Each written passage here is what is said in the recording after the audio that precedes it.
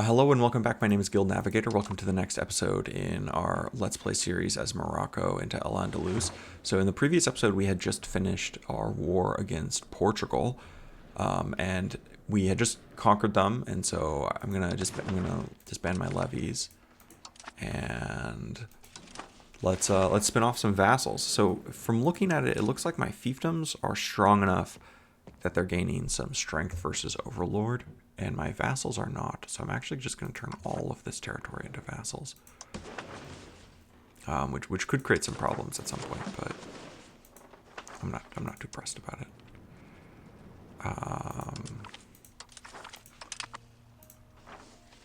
Vassal, scrolling down.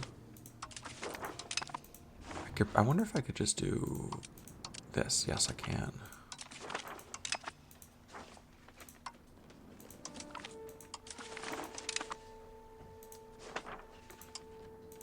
And I'm just doing choose random because when you do choose random, it generates a random character instead of you having to send over one of your honestly kind of precious courtiers. Because you cannot have enough. I do wonder how incest works in this game because I've been marrying my daughters off to nobles, and I think they're like the only ones who are marrying nobles. And so like all of my new noble characters are going to be to some extent like related to me.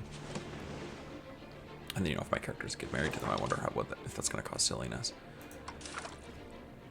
So it looks like I can accept professional armies if I need to when I run out of research. But again, I'm gonna wait until I can ideally get banking. Right? Is that? I know what professional armies has that has lots of military tech. Which is great, obviously. What does banking have? That's good. Minting threshold is nice. Rag paper production is pretty good.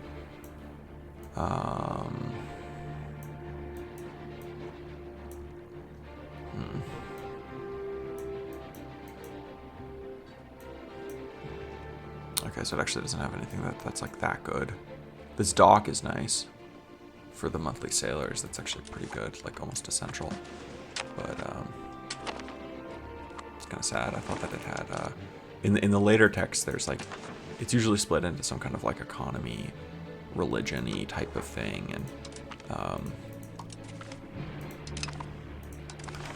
and a military one. In the later, the economy military texts are really good, but it doesn't look like this is that good.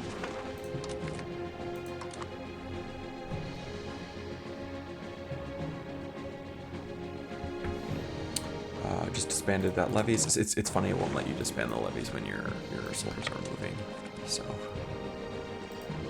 I still have to. I'm honestly shocked that I'm not getting a bigger coalition against me. I'm not sure if like the game is bugged or something like that. I'm not complaining per se, but for whatever reason, these people fucking hate me. But they are not joining a coalition against me. And it would be crazy if I was able to just like consolidate all of Iberia. Because at this point, I think I can actually declare war on Aragon again, and I could definitely full annex them in the next war.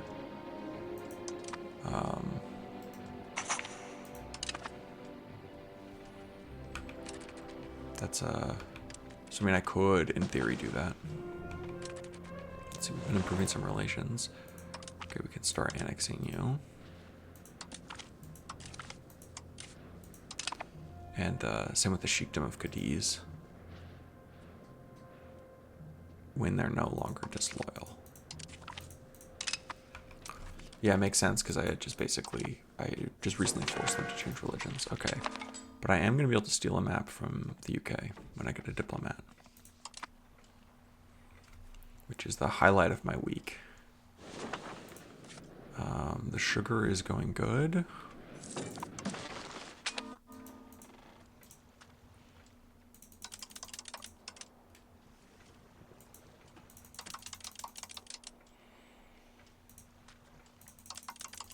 And like I said, my plan is to just build these all out because it looks like I'm making a good amount of money trading them. Yeah, this is an extremely profitable trade. So you love to see it. And are my slave trades are still going on, right? Okay, so they are.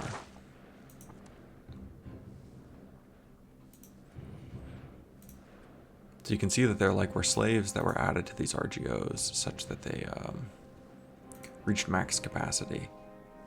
And we're getting some more slaves brought up back north. But I'm not sure. It's all kind of it's a weird system. It is not at all cut into the surplus in my capital province. Well, maybe? No. No, I don't think so. Which is a little annoying. I guess I could export to these ones also, in principle. It might actually be better to do that because they're going to have more RGOs.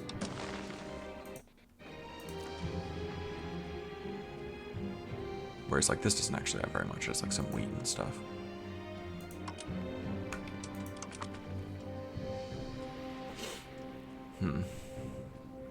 The producing of wine is not awesome because I don't think my characters really demand it at all. And I can't export it or import it. Also, I'm starting to make pretty good money, so I'm happy about that. I have my diplomat, so I can steal the map before they get exposed or anything. Let's do, I guess, just Norway.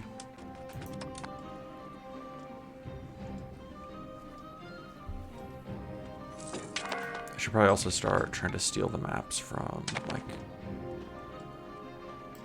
New Delhi and stuff like that. So they're outside of our diplomatic range. What is our diplomatic range?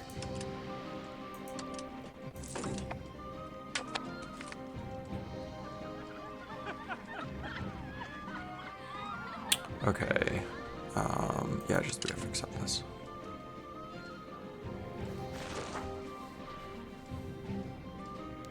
So, I think that there's, demand for slaves here, but there just isn't a surplus.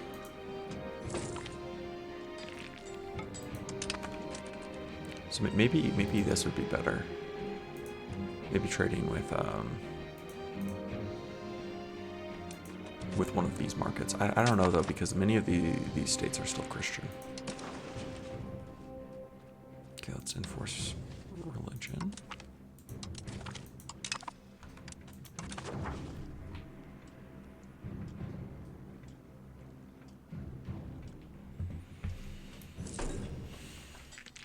Okay.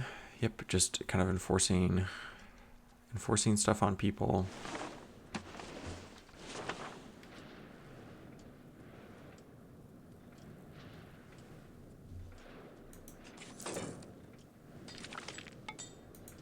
Religious war CB is nice.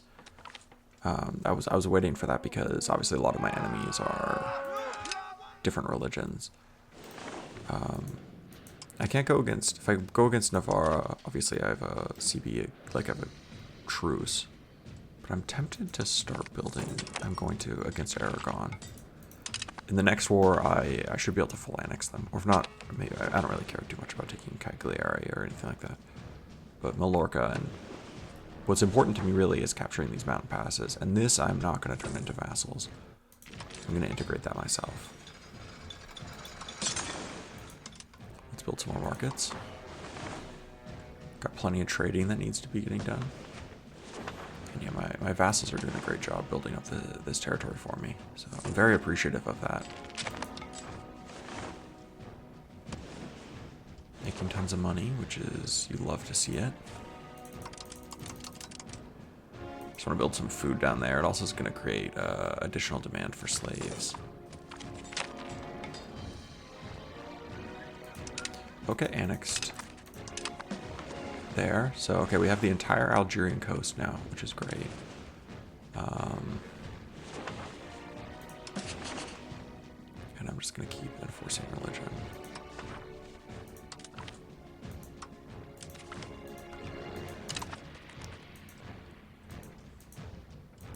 Eventually he's going to pass away and the court is going to have to change. Holy shit, 16 kids. Crazy. Okay.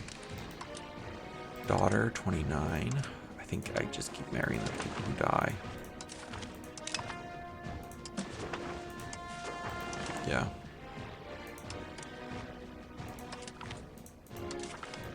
We're just gonna keep doing it. I don't know if it really makes any difference. And then you'll just get a lowborn. All of my sons will get at least one spouse. Okay. The Dwini script is the cursive style of the Arabic calligraphy intended for the use on royal decrees. We can strengthen our rule by proclaiming our edicts in the word of Allah in the script. So we basically get better cultural influence and better monthly legitimacy. That monthly legitimacy is awesome. Awesome. I mean, I'm basically just sitting at max legitimacy. I don't think it's worth marrying another lowborn.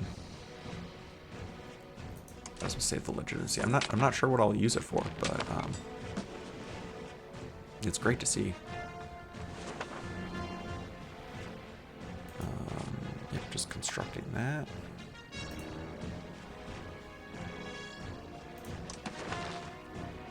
I have a surplus of slaves in the sugar province. I really hope I can build plantations. That would be fucking sick. In fact, I would be kind of upset and a little annoyed if I can't. But knowing Paradox, I think there's a very good chance I won't be able to.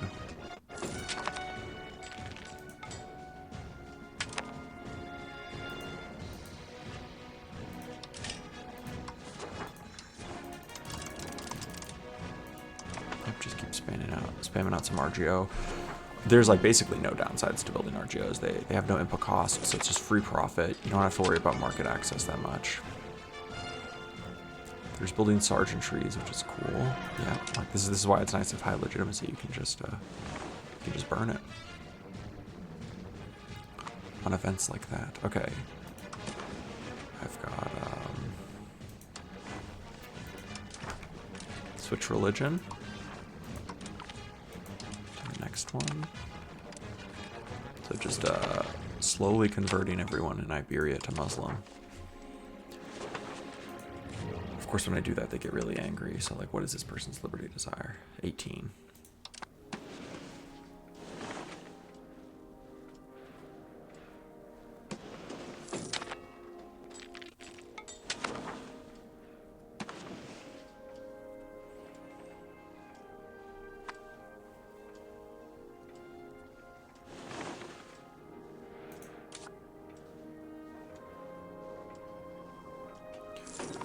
Okay, got some money. Might make sense to start building roads instead of just RGOs. But, so good so far. Yeah, I'm making a ton of money from my vassals. Love to see it. Love to see it.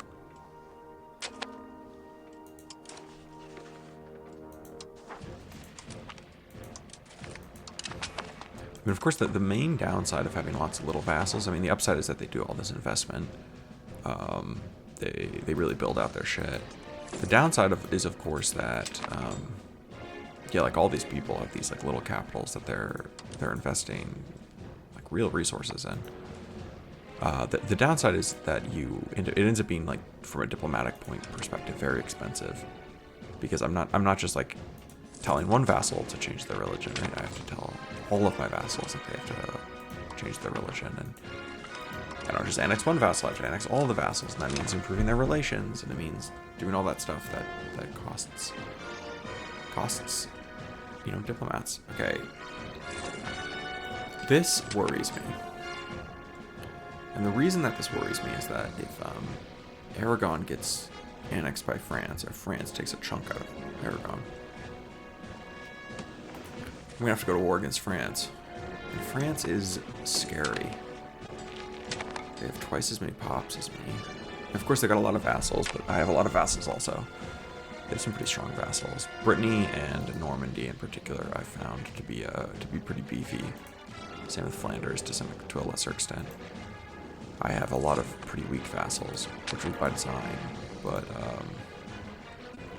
it does mean that like Brittany and Normandy are gonna have real armies, like actually beefy, like 7-8K stacks. Whereas, of course, as you've seen in my previous battles, all my vassals just have bullshit that just instantly get deleted. So,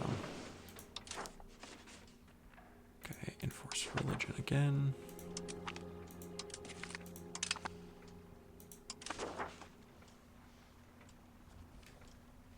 I could probably start exploring.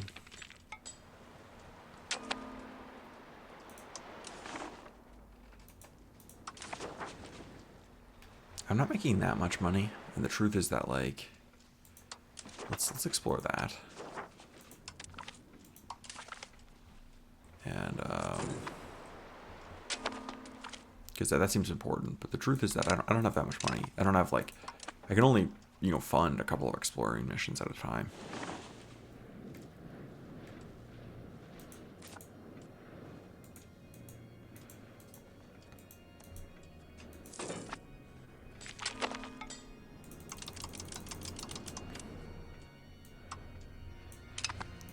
Yeah, I'm just seeing as I level this up how this works. Okay, cool. So the surplus population of slaves in the sugar plantation there is gone.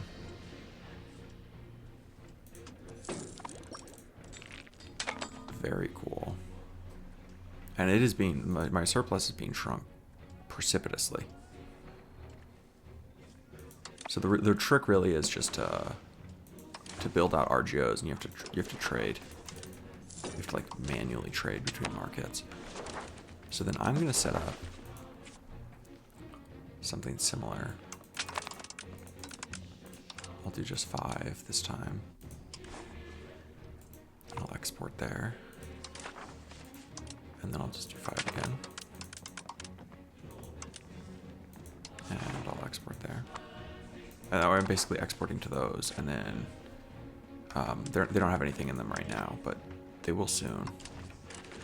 And as I convert more of them into Muslims, they'll be able to use them in their RGOs.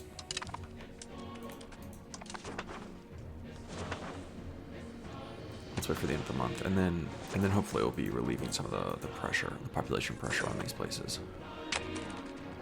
Okay, cool. So month is over.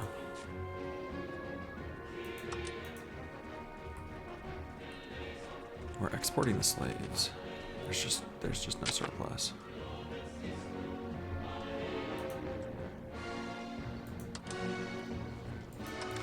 I can do that. And let's just do 1, 2.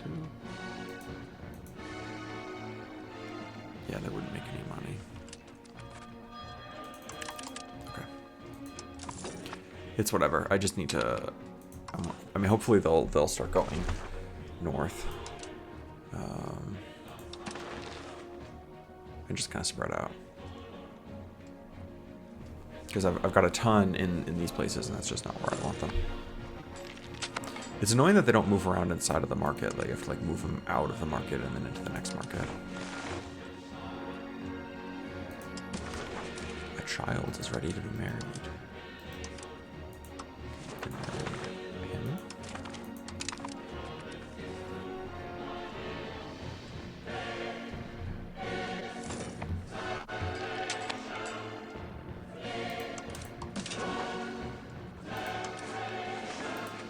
Another marketplace would be good. Like, just some more marketplaces. I'm going to do that. Just going to build it up to max. Oh, my character died. Okay, cool. God damn it. They didn't give me the option I wanted. Okay, when this episode ends, I'm going to look up how to change your capital, because I was hoping that they would give me new capital as my option, but it did not. Exploring Western Sahara. I think that makes sense. I think there's somewhere along this coast I can keep colonizing, and that would be nice to have as my own.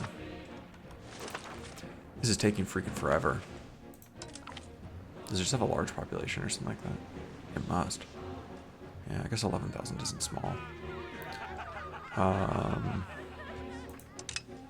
I'll take the stability head. Okay. Some more diplomats. You know the name of the game.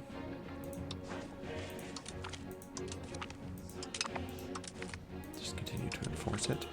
And then, kind of before we wrap up, we've got maybe like 5 or 10 minutes left in this episode. I want to see if I can start exporting them back again. No. And this I just can't even export at all. Why not? We have no trade capacity.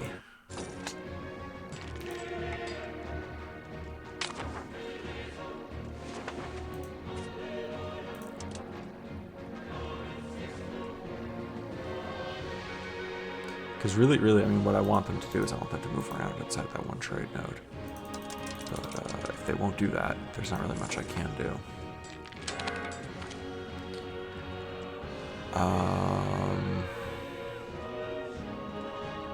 Sure, that seems good. I've completely forgotten about my war against tribesmen in my assimilatory push. Okay, so this is like, this capital is now 83% what I want, so I think that that's in a pretty good position. I'm going to start integrating that province. Unmarried adult heir. You can marry a low-born. Oh, I've got actually quite a few unmarried children. Same for you.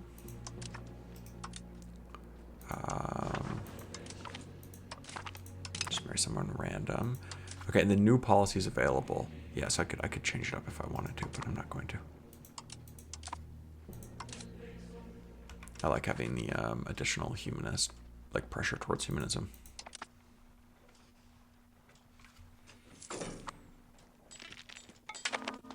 Going to be able to steal a map from Castile again soon. Although one of the problems with what I'm doing in terms of just murdering the Iberian powers is that they're not going to be really able to explore much. I'm interested to see how colonization works when I've done this.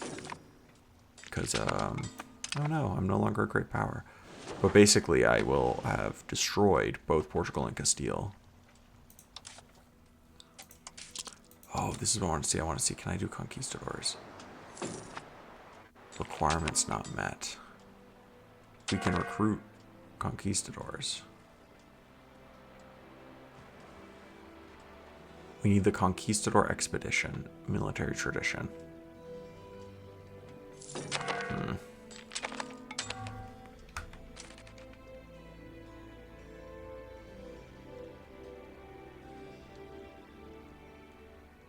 I don't really fully understand this. That seems like it is for the conquistador.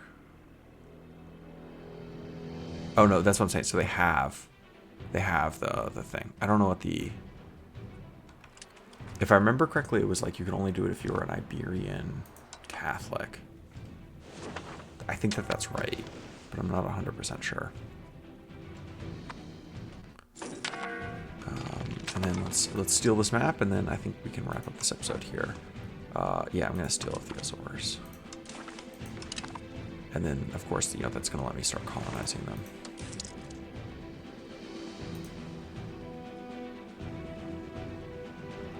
I need a little bit more gold, so I'll let the month tick over so I have enough gold. One of the things I've not been doing very much, and I'm gonna wait until I get basically new capital, is the control game. I don't want to build too many roads and stuff when I'm not in my long-term position. Yep, let's set up a colony. You know, I could colonize these areas also. This is a little bit tempting. There's not much, but there's some stuff, and I think I want it. Either way, I think that this is where I'm going to call this episode. So thank you so much for watching, and I'll see you guys in the next one.